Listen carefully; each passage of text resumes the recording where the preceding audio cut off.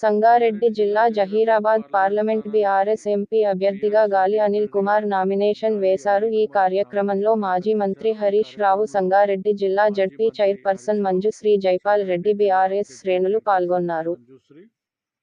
BRS నేతలు పాల్గొన్నారు.